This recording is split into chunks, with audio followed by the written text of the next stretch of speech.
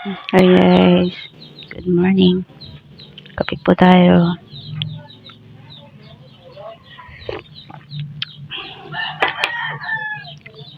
Ayan, habang nagkukwentuhan.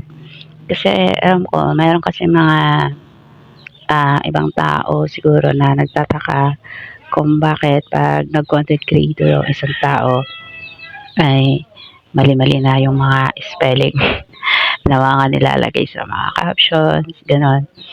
Um, Kasi po, pag gusto ko lang ipaintindi na pag nag-content creator ka kasi, dito sa Facebook, meron dito mga bawal na salita na hindi pwedeng ilagay sa caption ng videos mo or kahit ng pictures mo. So, kaya pag nag-content creator ay iniiba, minamali yung mga spelling ng caption. Pinabaliktad, minamali yung spelling, nilalagyan ng mga kung ano-ano. So, that means, hindi ibig sabihin na hindi marunong mag-spelling. Kasi, sinasadya lang po yun na ilagay para wag magkaroon ng violation dito sa Facebook.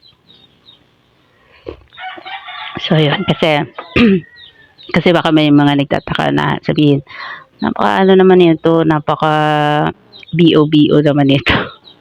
Oh, ganun. Hindi alam naman na, excuse me, hindi alam kung paano maglagay ng tamang spelling. So, yun lang gusto kong sabihin. So, kaya ginagawa yun dahil para wag magkaroon ng violation dito. So, ayan. I hope naintindihan niyo. So, bye guys. Ingat po kayo and have a good day. Take care.